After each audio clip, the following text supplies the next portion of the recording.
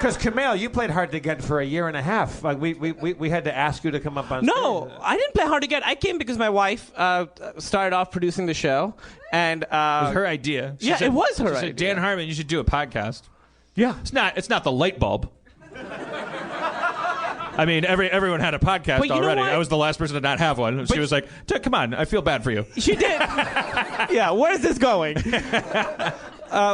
So I used to come and watch with her, because I really liked watching the show. So I would come and hang out and watch the show for like a year. Yeah. But you'd never played D&D before. No. But you're a gamer. You love games, right?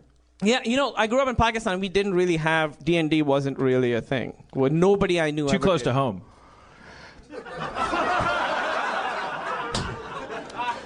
Because of an What do you think Pakistan is like? Dragons? Well, Dan Harmon? I mean, you don't have first world problems, right? By definition, we don't. Hey, listen. All I know is what I read in my Noam Chomsky books. I thought we had institutionalized a system of enforced, medieval,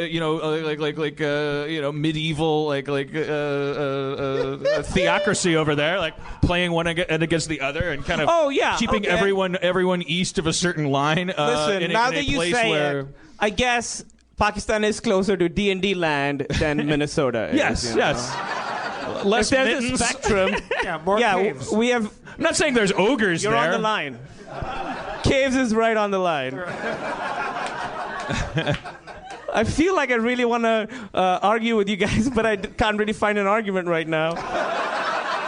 Well, it's an interesting. What is my obligation as a first worlder, privileged guy growing up in Wisconsin? Am I a better person if I acknowledge that the Middle East is a kind of artificially enforced kind of medieval territory? Well, I will. Or am I a better person if I go, they're people too? That's a great. For the Fertile Crescent. What a wonderful place. The Paris of the planet. I think there's a happy medium between those two.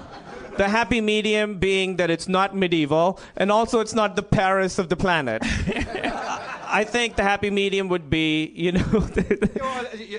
that you and I grew up in a culture where we have so much free time that we can pretend to live where life... In a world where every corner you walk around, like a guy might chop you up with an axe. Exactly. Yeah. Again, that's our fantasy. I don't know how accurate that is per se. I mean, I do have axe wounds all over me. But if you're good at dodging, you can live to be, the average age is 19. But that's including infant mortality. We all saw Argo. We all know everything. Dan, do you think Pakistan is more magical than Wisconsin? Because I imagine it's more of all the territories over there. It's like one of the territories. You mean countries? Of all the territories, your tribes, of all you the mean airstrips, my family, out of all the military bases that we have over there, it is one of the more westernized and has had a tradition of collaboration with. Yeah, it's sort of, I would the Great term White it Satan, frenemy of America. Yeah, it really is frenemy. Yeah, frenemies. Yeah. It really is, because a lot of the country obviously is against the West, because it sort of stands for everything, the opposite of what sort of Islam stands for in a lot of ways. But then also there's a big seduction of the West, So once we got MTV, boys started wearing shorts. So it's sort of a weird tussle. It really is. It's you saw the country change once MTV happened. I saw it. Yeah, it was all over MTV. Kurt Loder, you had the Pakistan transformation hour. When 9/11 happened, there was I really honestly can't recall the details, but I remember Pakistan was sort of front and center in the headlines. I think it had something to do with. I could see that. We needed, there's always some country like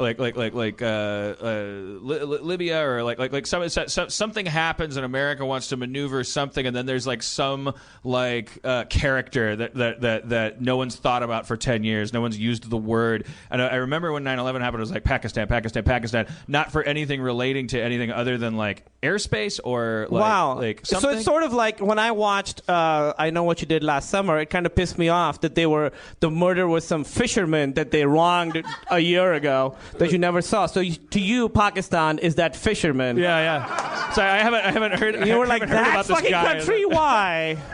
But there was some kind of thing. It was like yeah, Pakistan was the gonna, idea that was a safe house. They were harboring, Al Qaeda or something like that, right? And or helping us. Like it was like caught in between. Like was it Pakistan that had the? No, that's Jordan. Jordan was also like came to the forefront, and that's when Jordan's gone. Pakistan, we're still hanging on to our 15 minutes. Remember in the wake of 9/11, like this is like just speaks to like the first world kind of like I don't know. God damn it! What's the word? Ethnocentrism?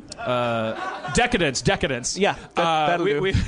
I remember sitting in a restaurant and like in the wake of 9/11 and everything. What are we going to do? There's a lot of Middle Eastern talk and a lot of officials coming forward, presidents, prime ministers. All of a sudden, people who haven't thought about the Middle East in 10 years are watching it on CNN and looking at and the king of Jordan comes out and he's got this wife and just like sitting there eating a cheeseburger, going like, she's hot. Remember the kid? Queen of Jordan? It was like, oh, she's hot. She was hot. I don't know. I thought that was. I thought that would get a bigger laugh. It was I know, but insane. Like this terrorist attack happened, and there's like all of this like shit bubbling up, but it was like I couldn't even. You just what you do is you take something. It's human. You take something big and you try and like digest it in the way you can. So you're trying to turn it into an HBO something miniseries. that can make sense. Do you remember? To make it into bites. Do you remember when Saddam died? When they killed Saddam, right before that, they were like, "Oh, he really liked Doritos." Like, who? Why are you telling us that? You already killed him. If you want us to like him, don't. You'd be like, "Listen, it turns out he likes Doritos, so it's stay of execution. He's not so different." They're like, "We killed him. Bad news. He liked Doritos, just like you do." Fuck.